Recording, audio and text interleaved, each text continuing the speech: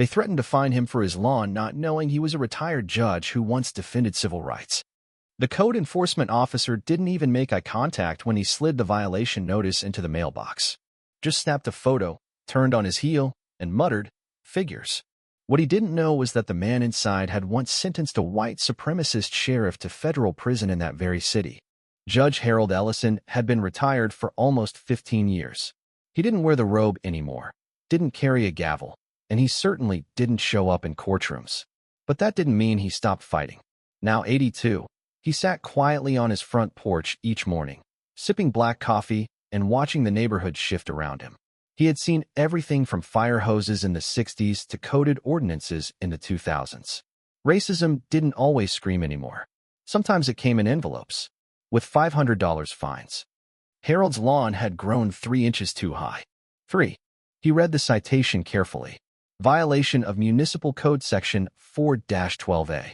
Grass exceeding the height of 8 inches constitutes a threat to neighborhood safety and health. He let out a breath that was somewhere between a laugh and a growl. It wasn't the first time. Last month, it was untrimmed hedges. Before that, peeling paint on the front step. But his white neighbor's 2 houses down had rusting cars on the driveway and Christmas lights still up in July. No tickets, no notices, not a word. He folded the paper and placed it beside the newspaper, then stood, slowly, joints creaking. His cane tapped softly as he made his way inside, past framed degrees from Howard University, past a signed photo of Thurgood Marshall, and into the kitchen where Ella, his wife of 55 years, was humming over the stove. "More love letters from the city?" she asked without turning. Harold grunted. "They say our lawn is too defiant. Apparently, the grass is now an activist." Ella chuckled and handed him a plate. "Eggs, grits, toast. Guess we raised it right." But there was something sharp behind her smile. Because she knew what he knew, it wasn't about the lawn. It was never about the lawn.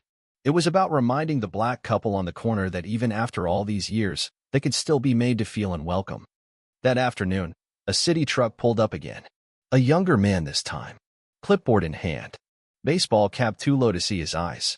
He didn't knock, just stood on the sidewalk taking photos. Harold stepped out, leaning on the porch rail. "You looking for something, son?" The man flinched slightly but recovered. "Just documenting municipal code violations." Harold raised an eyebrow. "Only this house?" The man didn't answer. "Just wrote something down." Harold descended the steps slowly, deliberately, and stood beside the overgrown patch of grass. "This," he said, pointing, "is St. Augustine grass. It grows fast in July. Give it 3 days and you'll have a jungle. But it's soft, strong, keeps its roots no matter the heat." The man blinked. Harold continued, "You know what else has deep roots?" He waited. The man shook his head. "History." Back inside, Harold opened a drawer he hadn't touched in years. Inside were files, old notes, letters, a worn brown folder marked Mississippi, 1967. He hadn't thought about that year in a long time. He was 24, fresh out of law school, sent down to Jackson as part of the Legal Defense Fund. His job? To defend protesters arrested during sit-ins. One client had been 12 years old. Another had lost 2 front teeth from a deputy's baton. Harold had argued, filed motions, and buried himself in civil codes. But one night, they burned a cross outside his motel room. The next morning, he showed up in court with ash still on his shoes. They hadn't stopped him then. They wouldn't stop him now. The next day, he trimmed the lawn himself. Took him nearly 3 hours. But he did it. Then, in his neat judge's handwriting, he penned a letter to the Code Enforcement Office. "To whom it may concern," it began, "this is not about grass. This is about intimidation under the guise of regulation." He cited case law, referenced historical bias in zoning enforcement, and attached photos time-stamped of neighboring yards in worse condition. He mailed it certified, then waited. A week later, he got a response. A form letter. "Your complaint has been reviewed. No error was found. The fine stands." That night, over dinner, he told Ella, "They think I'm too old to fight." She smiled. "Well, they're half right." The next morning, Harold called an old friend. Toni Wells had been his clerk back in the 90s. Now she was a professor at the University of Alabama and a legal firebrand on social justice issues. He explained the situation. There was a pause on the line. "You want to sue the city for racial bias over grass?" "No," he said. I want to expose the pattern. This isn't just me. I bet there's 100 cases just like it. She whistled. You planning to investigate yourself? He smiled. With a little help. Within days, a team of law students, mostly black, mostly women, began digging into the city's code enforcement data. And what they found was staggering.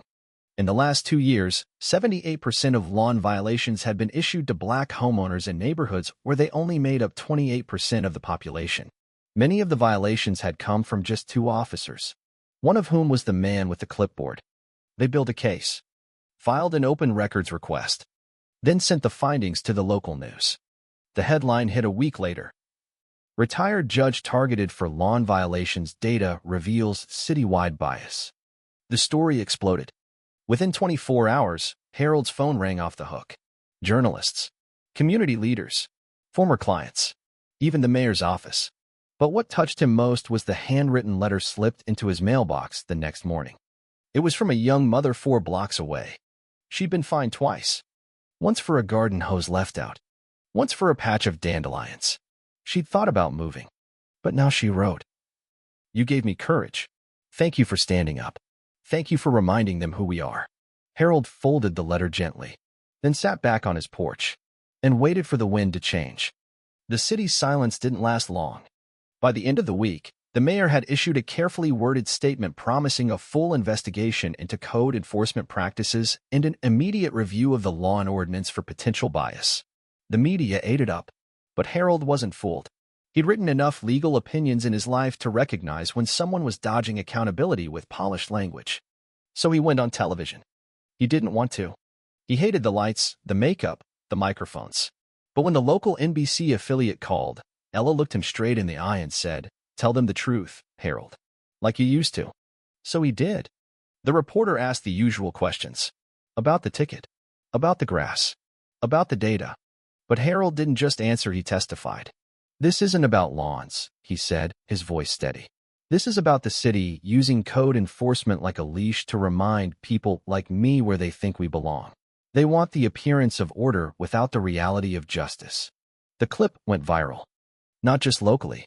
National networks picked it up. Suddenly, Harold Ellison, retired federal judge, former civil rights lawyer, was trending. Old videos of his courtroom rulings began circulating online. Clips from the 1982 case where he struck down a citywide curfew law that had been used exclusively in black neighborhoods. Excerpts from a fiery speech he gave at the NAACP Legal Defense Gala in 1990. Young people on Twitter were calling him Judge OG. But Harold wasn't interested in going viral. He wanted policy change, and he knew exactly where to start. 2 weeks later, he requested a public hearing before the City Council's Code and Enforcement Committee. His formal letter read, "It is imperative that this body confront the patterns of discriminatory enforcement embedded within its ordinances. The rule of law must not be weaponized against those it claims to serve." He signed it. Harold D. Ellison, retired U.S. District Court Judge, resident, District 4. The letter alone stirred unease among the council members. Some remembered him from years ago as the judge who refused to let them pass the buck. The hearing was scheduled, and this time, Harold didn't come alone. The day of the hearing, the council chamber was overflowing. Not just lawyers, not just reporters, but black elders with walkers and canes, young parents with toddlers on their hips, teenagers in matching T-shirts that read, "We are not your code violations." Harold stepped to the podium, papers in hand, voice clear. He didn't yell. He didn't accuse. He documented, case after case, statistic after statistic. Then he told the story of Ms. Brenda Morris, a widow fined 4 overgrown bushes after her husband died. Of Mr. Davion Hill, a disabled veteran fined 4 an uneven walkway while waiting for city repair services. Of a teenage girl whose lemonade stand was shut down for lacking a permit on the same day her white classmate hosted a sidewalk bake sale across the street without issue. And yet, Harold said quietly, none of this made the news. Not until you tried it on me. The room went still. Then, thunderous applause. The council tried to adjourn quickly, but the pressure had built. Within a week, they issued a resolution. They would repeal the ordinance, form a community advisory board, and issue an official apology to Harold and to every citizen who had suffered under that enforcement disparity. But Harold wasn't done. He met with the city's law department, demanded a full audit of all fines issued in the last 10 years. They resisted. So he sued. And when the city offered to settle quietly with a tidy non-disclosure agreement, Harold said, "Put that money into neighborhood legal clinics and print the apology where everyone can see it." They did. Front page. In bold letters. "We failed our community. This city apologizes to Judge Harold D. Ellison and all citizens impacted by discriminatory enforcement." Below the headline was a photo. Harold on his porch, sitting tall, holding Ella's hand, and smiling. In the months that followed, cities across the country began reviewing their own ordinances. It turned out Harold's wasn't the only neighborhood where black homeowners were targeted under the guise of beautification. Journalists traced fines in Georgia, Mississippi, Missouri, all showing the same pattern. And everywhere the news went, people asked the same question. Who else did they silence with ordinances? Harold never sought a statue, never wanted a street named after him. But a year later, the city renamed the public library in his district the Harold Ellison Center for Civic Rights and Justice. He laughed when they told him, "I just wanted them to leave my damn grass alone." But when they unveiled the sign, and a little black boy stood in front of it reading aloud, "Who was Harold Ellison, Mama?" he felt something in his chest soften. Maybe not pride, but peace. Back at home, things were quiet again. Mostly. Ella tended her flower beds with more joy now. Neighbors waved more often. And Harold, every morning, sat on that porch, coffee in one hand, newspaper in the other, waiting for the mailman. But this time, the letters were different. Not fines, not warnings, but thank yous. From strangers, from families, from other retired judges who had stayed silent too long. One day, a young woman rang the bell. She was maybe 25, nervous, fidgeting, said her grandmother had marched in Selma, that she was now in law school, that she read every opinion he'd ever written. "I just wanted to say thank you," she said, voice trembling. "You made me believe this work still matters." Harold smiled and invited her to sit. They talked for hours. About the past, about what came next. And as the sun dipped behind the oaks, she asked the question every law student eventually asks. "What do you do when the law lets you down?" Harold looked toward the horizon. "You remember, it's just ink," he said. "It's the people who give it power. So if the law forgets us, we remind it." Weeks passed. The headlines faded, the news cycle moved on, but the roots Harold had planted ran deeper than any ordinance ever written. The Ellison case became a landmark in several legal clinics across the country. Professors taught it not just as a case about lawn codes, but about power, resistance, and dignity in old age. Civil rights, the students wrote in their essays, didn't end when the picket signs came down. It showed up in zoning maps, HOA regulations, and yes, grass height citations. And Judge Harold Ellison had turned a patch of overgrown lawn into a national reckoning. But to Harold, none of that felt as important as what was happening right there in his neighborhood. Because something had shifted. The neighbors, especially the younger ones, started knocking on his door.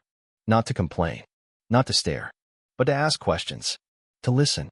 Judge Ellison, a teenage boy named Marcus, asked one morning, "What's the best way to speak up without getting shut down?" "Don't raise your voice," Harold told him. "Raise your evidence. Then they can't dismiss it." A week later, Marcus stood up at a school board meeting and challenged the removal of black authors from the English curriculum. He used data. He cited court cases. They listened. One afternoon, the city's new director of community development, a young black woman named Asha, asked Harold to come to City Hall. They were forming a new board, a community equity task force. Not a figurehead committee, a real one. Budget, authority, power to review every policy that impacted housing, code enforcement, policing, schools, and access to legal services. "We want you to be the first honorary chair," she said. Harold paused. "Honorary? Well, also loud." He smiled. "I can do loud." That winter, Harold testified again, this time before the state assembly. Not as a judge, not as a plaintiff, but as a witness to something deeper than just legal precedent. The lived experience of being policed by the same systems he once upheld. He told them what it felt like to be reduced to a nuisance on paper after decades of service. He read letters from other elderly black residents. And he ended with this. "You say the law is blind, but I've learned it only wears that blindfold when it suits the powerful. The rest of us? We get scanned from the ground up: our names, our addresses, our property lines, and our grass. But here's what you can't regulate: our memory, our resilience, our right to stand on land we've earned. The chamber went silent. Then the applause came. At home, things returned to routine but better. Harold's mornings still began with the porch and the paper. But now, there were neighborhood kids mowing his lawn without asking. A small community garden had sprouted on the edge of his lot, planted by mothers from the block with signs that read, "Let our roots grow." Ella painted again. Not portraits, but murals. One was of Harold, in his robe, with his cane raised like a sword. Another was of their house, but in bold colors, surrounded by children and birds and sky. She titled it, "Resistance Lives Here." On Harold's 83rd birthday, a crowd gathered on his street. No one said it was a party, but it was. Old friends from the bench came. So did former clients, people he defended in the 70s and 80s, now grown with kids of their own. Local artists gifted him prints. A law student sang, "A change is gonna come." His son, Malik, who now taught political science in Atlanta, brought his students up just to meet him. But the most moving gift came from a little girl named Isla, age 8. She handed Harold a folded card, drawn with crayon. On the front, it said, "Thank you for fighting the grass bullies." Inside, a drawing of him in judge robes, standing on a lawn, smiling. Around him, the grass was blooming, not wild, but free. Harold wiped his eyes and whispered to her, "Never let them make you small." Later that evening, after everyone had left, Harold sat on the porch with Ella. The moon was high, and the air was cool and clean. "You know," he said softly, "I thought my legacy was behind me, that everything I had to give was already given." Ella placed her hand on his. "And yet here we are," she said, "watering another garden." He looked out at the street, now filled with children, families, and laughter, and nodded. "Yeah, here we are." One final letter came that week, this time from the city attorney's office. Inside was a copy of a new ordinance, signed into law that very morning. Effective immediately. No resident shall be cited for lawn conditions unless accompanied by documented health or safety violations. All enforcement must include a restorative notice, not a punitive fine. At the bottom, someone had handwritten, "This one's for you, Judge." Harold folded the letter and tucked it inside his old Mississippi folder, the same one from 1967. He placed it beside letters from Selma, transcripts from voter suppression trials, and faded photos from Montgomery protests. One more page in the archive of a life that had never stopped resisting. 10 years later, long after Harold had passed peacefully in his sleep, the city held a celebration in his honor. Not a funeral, a tribute. They planted a tree in front of his house. Not a manicured bush. Not sod. A strong, deep-rooted oak. Beside it stood a plaque. "In memory of Judge Harold D. Ellison. A voice for justice. A mind for law. A heart for his neighborhood." Below that, in small bold print, "Let it grow."